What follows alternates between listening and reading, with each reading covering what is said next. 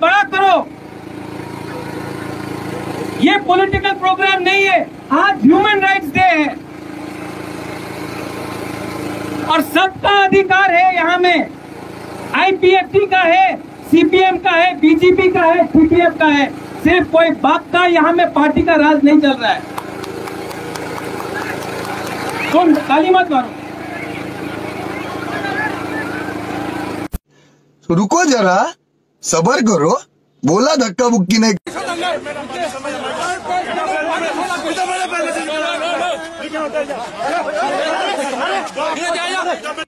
ऐसे हालात में बेहतर यही है कि वक्त रहते इंसान सतर्क होकर अपने जज्बात को काबू में रखकर अपने कदम पीछे हटा ले और अपनी जिंदगी को एक नई दिशा की तरफ मोड़ने की कोशिश। हम तो आराम मर भी गए। किसी को मारना है पहले हमको मारो। हम तो आराम मर भी गए।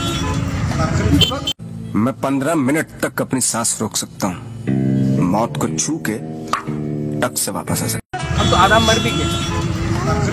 किसी को मारना है पहले हमको मारो। हम तो आराम मर भी गए। किसी यहाँ में वायलेंस देखा आपने लापरवाही का नतीजा है।